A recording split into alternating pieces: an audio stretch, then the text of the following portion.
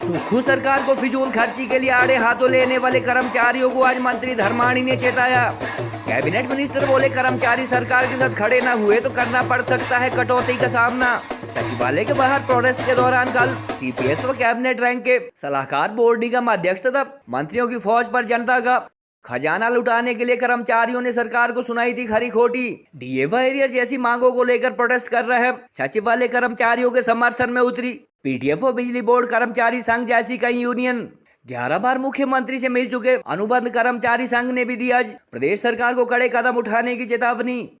कर्मचारियों को ये सोचना पड़ेगा कि हम वर्तमान जो उनको बेनिफिट्स मिल रहे हैं, अगर वो चाहते हैं कि उनको मिलते रहें तो उनको सरकार के साथ खड़ा होना पड़ेगा। अगर वो चाहते हैं कि उन पे भी कटौती लगे तो फिर आने वाले समय में उसका भी सामना करना पड़ सकता है, क्योंकि हर चीज जो है पैसे से जुड़ी हुई है और पैसा जो नोट छापने की आजादी जो है किसी स्टेट गवर्नमेंट को नहीं है ना। जितना पैसा हमारे अकाउंट में आएगा उतना ही पैसा हम खर्च कर सकते हैं। तो कर्मचारी नेता जो है अपनी नेतागिरी चमकाने के लिए उल्टे सीधे बयान ना दें, बल्कि वो जिस जिम्मेवारी के साथ सरकार आगे बढ़ रही है उस जिम्मेवारी को वो भी निभाएं। सरकार और प्रशासन समझ जाओ, होश में आओ। हमने मंत्रियों को बोला, लगाइए कम से कम 1% एक पीए कुछ तो लगाइए। इतना क्या हुआ, तथा कथित लोग वहाँ पे धांधलियां कर रहे हैं, इसलिए रखे हुए हैं। होश में आओ, होश में आओ। सोया प्रशासन होश में आओ, होश में आओ, होश में आओ। सीएम कार्यालय में नया एक अध्याय शुरू किया हुआ है, ओएसटी सलाहकार। पता नहीं कितने सलाहकार, इतने सलाहकार हमने नहीं देखे। रिटायर्ड अधिकारी सलाहकार सफेद हाथी उठाए हुए क्या कर रहे हैं बताइए, उनकी रिपोर्ट लीजिए। क्या काम किया 2 साल में, एक्सटेंशन पे एक्सटेंशन, 10-15 लाख का खर्चा, 10 रुपए का काम। हमारी मुख्य मांग जो है डीए और एरियर की, वो मुख्य मांग है मिलना चाहिए। जब सबको मिल रहा है, आपको सभी सुविधा मिल रही है। दूसरा, मैं खर्चा एक कम करने की और बात सुझाता हूँ। सारे बोर्ड निगमों के चेयरमैन सचिवालय में बिठा दिए गए हैं। सीपीएस की फौज है, हाईकोर्ट ने बोला इनका सुविधा विड्रॉ करो। कौन सी सुविधा हुई? एक सीपीएस 4 विभागों की गाड़ियां यूज कर रहे हैं, 4 विभागों में हुकूमत चला रहे हैं, और बाहर के आए हुए चेयरमैन वाइस चेयरमैन 4 गाड़ियां चला रहे हैं 3 दिन। और उसके बाद सचिवालय की ऐतिहासिक बिल्डिंग को छलनी किया जा रहा है, उसमें नहीं खर्चा आ रहा है। मंत्री यहाँ ऐतिहासिक बिल्डिंग में बैठते थे, पुरानी बिल्डिंग, पीछे नई सीएम साहब ने उद्घाटन किया 3 महीने पहले, उसके बाद तोड़नी शुरू कर दी। करोड़ों रुपए उसमें लग गया, वो खर्चा नहीं दिख रहा।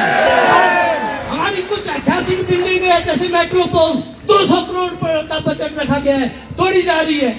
स्पीकर हाउस तोड़ा गया, 50 करोड़ रुपए लगा हुआ, खर्चा नहीं दिख रहा है। क्या कर्मचारियों का ही खर्चा दिख रहा है? सचिवालय की कई ब्रांचें ऐसी हैं जिनमें पीएनई नहीं है, और इनके पास 4, एक चाय पिलाने के लिए, एक पानी पिलाने के लिए, एक कुत्ते के बिस्किट लाने के लिए, और तो और एक गाड़ी का और दफ्तर का दरवाजा खोलने के लिए। ये अपना तेरा दरवाजा भी नहीं खोल पाते हैं। सिर्फ 50,000 रुपया मिला है हर कर्मचारी को एरियर, जो कि पिछली सरकार में पूर्व मुख्यमंत्री माननीय जयराम जी ने दिया था। मुख्यमंत्री जी को छोटे से प्रदेश में उप मुख्यमंत्री 9 दर्जन कैबिनेट स्तर के सलाहकार, आधा दर्जन चीफ पार्लियामेंट सेक्रेटरी बनाने की क्या जरूरत है? वो श्रीलंका का कंपैरिजन गलत कर रहे हैं। और इस प्रकार से ही अगर सुक्खू सरकार ये फजूल खर्ची के निर्णय लेती रही तो फिर हिमाचल प्रदेश का कंपैरिजन श्रीलंका से नहीं पाकिस्तान से करना पड़ेगा। अगर उनको लागू करने की परिस्थिति में आएंगे तो मैं कहता हूं 4 साल नहीं, आने वाले 40 वर्षों तक जो है हिमाचल की आर्थिक स्थिति को पटरी पर लाना कठिन। पटरी पर आएगी नहीं तो इस प्रदेश के वो हाल होने वाले हैं जैसे श्रीलंका के प्रदेश के। इस अर्थव्यवस्था को ठीक करने में 4 साल लग जाएंगे, ठीक करने में, और इसमें कौन सी गलत बात कही है? हिमाचल प्रदेश सचिवालय के बाहर प्रदर्शन के दौरान पिछले कल प्रदेश की सुक्खू सरकार को आड़े हाथों लेने वाले कर्मचारियों को आज कैबिनेट मिनिस्टर राजेश धर्माणी ने नसीहत अथवा चेतावनी देते हुए कहा कि यदि वो लोग सरकार के साथ खड़े नहीं होते हैं तो आने वाले समय में कटौतियों का सामना करने को तैयार रहना पड़ेगा। धर्माणी के अनुसार अपनी राजनीति चमकाने के लिए कर्मचारी नेता उल्टे सीधे बयान दे रहे हैं, जबकि उनकी सरकार के पास नोट छापने का अधिकार नहीं है। गौरतलब है कि कल सचिवालय सेवाएं कर्मचारी महासंघ द्वारा डीए एरियर जैसी देनदारियां न देने के लिए किए गए प्रदर्शन के दौरान सत्ताधारी दल के नेताओं अथवा सरकार को आड़े हाथों लिया गया था। बार बार आर्थिक बदहाली का रोना रो रही प्रदेश सरकार द्वारा सीपीएस कैबिनेट रैंक के सलाहकार, बोर्ड निगम अध्यक्ष व मंत्रियों पर हर माह करोड़ों खर्च किए जाने के साथ साथ मुख्यमंत्री, विधानसभा अध्यक्ष व सचिवालय के हाल ही में बने भवन पर करोड़ों का बजट खर्च किए जाने पर भी डीए व एरियर न मिलने से गुस्साए कर्मचारियों ने सवाल खड़े किए थे। बताया जा रहा है कि कल एक बार फिर लंबित देनदारियों के मुद्दे पर सचिवालय कर्मचारी महासंघ का प्रस्तावित धरना है और प्राथमिक शिक्षक संघ व बिजली बोर्ड कर्मचारी जैसी कई यूनियन अब इस मुद्दे पर उनका समर्थन भी कर रही है। गौरतलब है कि 1.5 साल पहले सत्ता संभालने के बाद सतार वित्तीय बदहाली संबंधी बयान जारी करने वाले सीएम सुक्खू ने एक बार तो प्रदेश के हालात श्रीलंका जैसे होने की भी बात कह दी थी। सरकार घाटे में होने का हवाला देते हुए ही पूर्व सरकार द्वारा खोले गए 1000 से ज्यादा संस्थान बंद करने, पहले ही साल में पेट्रोल डीजल 7 रुपए से ज्यादा महंगा करने व फर्स्ट कैबिनेट में 1 लाख युवाओं को रोजगार जैसी गारंटी पूरी न होने का कारण भी अब तक मुख्यमंत्री प्रदेश की आर्थिक बदहाली बताते आए हैं और इसे ठीक करने में 4 साल का वक्त लगने की भी बात वह कह चुके हैं। सोशल मीडिया पर चर्चा इस बात की है कि यदि सच में प्रदेश सरकार इतने घाटे में है तो मुख्यमंत्री को चीफ पार्लियामेंट्री सेक्रेटरी व कैबिनेट रैंक के सलाहकार की फौज खड़ी करने की क्या जरूरत थी, जबकि पिछली सरकार ने सीपीएस की नियुक्तियां न कर हर साल जनता तो पब्लिक एक्सचेकर से करोड़ों की बचत की थी। सीपीएस व कैबिनेट रैंक के सलाहकारों व बोर्ड निगम अध्यक्षों को दी गई सरकारी गाड़ियों के नेताओं के बच्चों को स्कूल व बीवियों को शॉपिंग करवाने के लिए लगाए जाने पर भी कुछ कर्मचारियों ने सवाल उठाए थे। वहीं आज अनुबंध कर्मचारी महासंघ ने भी साल में 2 बार नियमित न करने की मांग को लेकर प्रदेश सरकार को चेतावनी दी है। महासंघ के प्रदेश अध्यक्ष कामेश्वर शर्मा ने कहा कि पहले की तरह साल में 2 बार रेगुलराइजेशन किए जाने के मुद्दे पर जहां उनके प्रतिनिधिमंडल 11 बार सीएम से मिल चुके हैं, वहीं 8 बार मिलने का समय न मिलने पर उन्हें बैरंग लौटना पड़ा।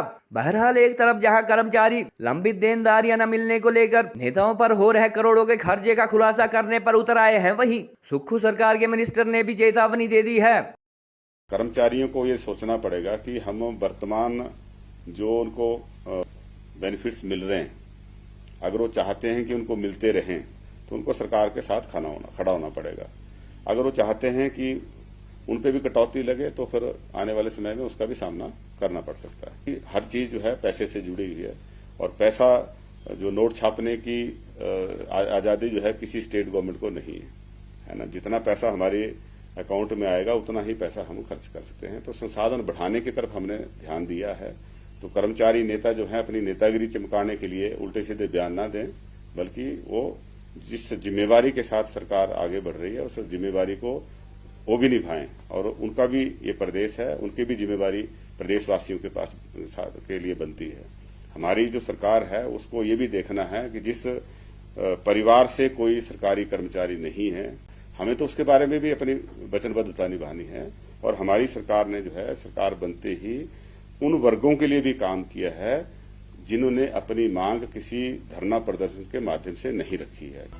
कि जो भी कर्मचारी अभी तक कर्मचारी को पे एरियर बिल्कुल नहीं मिला है, सिर्फ 50,000 रुपया मिला है हर कर्मचारी को पे एरियर, जो कि पिछली सरकार में पूर्व मुख्यमंत्री माननीय जयराम जी ने दिया था। मैं कामेश्वर शर्मा, प्रदेशाध्यक्ष सर्व अनुबंध कर्मचारी महासंघ हिमाचल प्रदेश, और आप सभी मीडिया कर्मियों का हम तहे दिल से धन्यवाद करते हैं। आप समय समय पर हमारी जो प्रमुख मांगे हैं उन्हें उठाते रहते हैं।